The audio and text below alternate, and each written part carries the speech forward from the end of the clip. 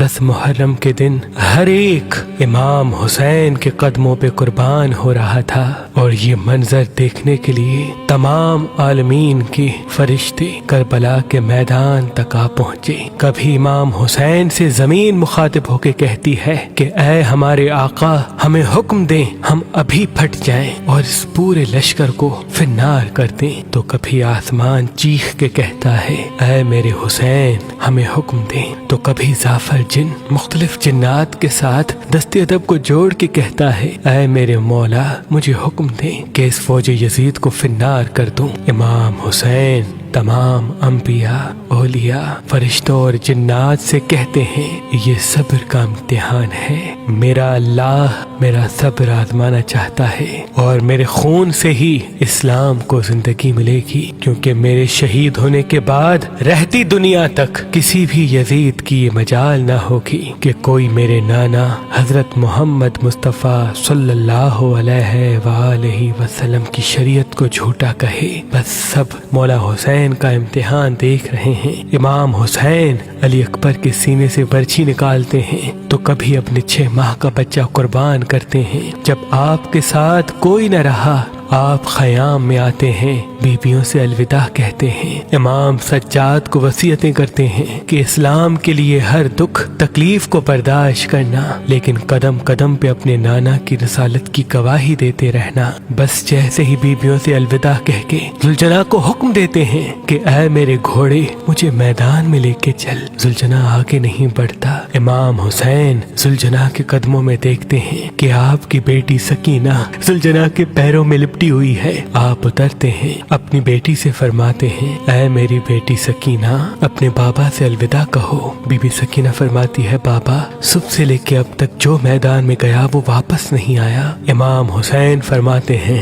اے میری بچی، ہمارے خون سے تمہارے نانا کا دین بچے گا، صبر کرو۔ آپ یتیمی کا پرسہ دیتے ہیں اور میدان میں آ کے بآواز بلند فرماتے ہیں اے لوگو، میں رسول اللہ کا نواسا حسین ہوں، فاطمہ کا بیٹا، علی کا لال، میں وہ ہوں جس کے لیے اللہ کے رسول بار بار فرماتے تھے کہ حسین منی وانا من الحسین، میرا خون رسول اللہ کا خون ہے، میرا گوشت رسول اللہ کا گوشت ہے۔ کیوں مجھے قتل کرنا چاہتے ہو؟ کیا میں نے شریعت میں کوئی ترامیم کی ہے؟ کسی انسان کا حق غصب کیا ہے؟ کیوں میرے بچوں کو مارا ہے؟ کیوں 3 دن سے ہمیں پیاسا رکھا ہے؟ فوج یزید ایک آواز میں کہتی ہے کہ ہم سب تجھے تیرے بابا علی کے بغض میں قتل کرنا چاہتے ہیں۔ پھر آپ فرماتے ہیں آج جو اسلام کا پرچم تم ہاتھوں پہ بلند کر کے کھڑے ہو، یہ پرچم میرے بابا علی نے بلند کیا تھا۔ خیبر و خندق میں اگر میرے بابا علی نہ ہوتے تو اسلام کی فتح ناممکن تھی۔ آج اس علی کو یہ صلہ دے رہے ہو کہ اس کی اولاد کو اس بیابان میں بھوکا و پیاسا کر کے قتل کر رہے ہو۔ بس عمر بن سعد کہتا ہے کہ حسین کی بات نہ سنو، حملہ کر دو۔ تاریخ نے لکھا امام حسین علیہ السلام کے مد مقابل جو بھی آیا وہ فنار ہوا۔ زمین پہ اس سے پہلے ایسی جنگ نہ دیکھی گئی کہ ایک 3 دن کا بھوکا پیاسا شیر کی طرح لڑ رہا ہے اور فوج دور دور بھاگ رہی ہے۔ بالآخر شمر عمر بن سعد نے یہ سوچا کہ یہ علی کا شیر ہے، اس سے مقابلہ کرنا ناممکن ہے۔ پوری فوج کو کہتے ہیں کہ ایک ساتھ امام حسین پہ حملہ کیا جائے، لیکن کوئی بھی امام حسین کے قریب نہ جائے۔ دور دور سے امام حسین کو تیر مارے اور آدھی فوج جا کے خیام کو آگ لگا دے۔ بس ہزاروں کی فوج نے امام حسین کو چاروں طرف سے گھیرا اور دور دور بھاگتے ہوئے امام حسین کو تیر مارتی رہی، نیزے مارتی رہی، اور کچھ امام حسین کے قیام کو جلاتے ہیں۔ امام حسین کبھی خیموں کی طرف جاتے ہیں، کبھی سپاہیوں کی طرف آتے ہیں۔ بس اتنے میں آواز غائب آتی ہے اے حسین، تیرا اللہ تجھ سے راضی ہوا۔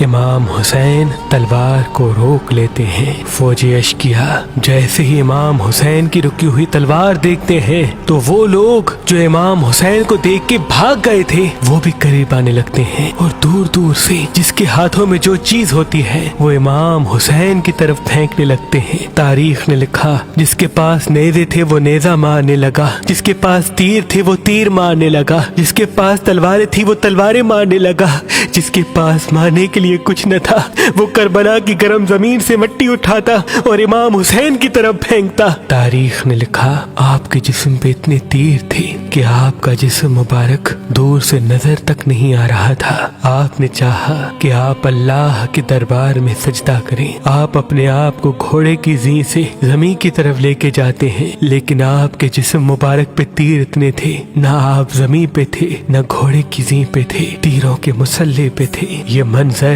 تمام انبیاء دیکھ کے زارو قطار رو رہے تھے۔ بس جو بھی امام حسین کا سر کاٹنے کے لیے قریب آئے، امام حسین کے چہرے میں ان کو رسول اللہ کا چہرہ نظر آئے اور وہ چیخ کے دور چلا جائے۔ بس شمر نے کہا یہ کام مجھ سے ہونا ہے۔ بس شمر قریب آتا ہے، امام حسین کے سر سے امامہ اتارتا ہے، آپ کے بالوں میں ہاتھ ڈالتا ہے، چھری کو گلے پہ رکھتا ہے، پہلی ضرب چلاتا ہے۔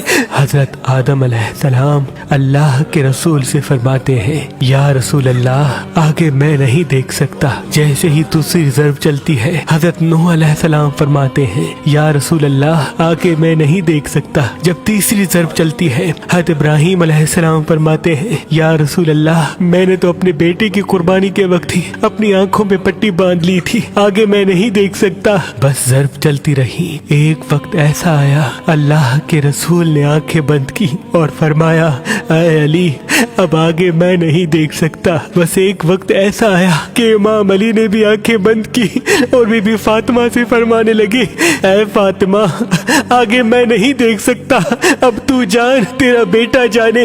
بی بی فاطمہ زہرا مقتل میں دیکھتی ہے کہ شمر مسلسل امام حسین کے گلے پہ خنجر چلا رہا ہے۔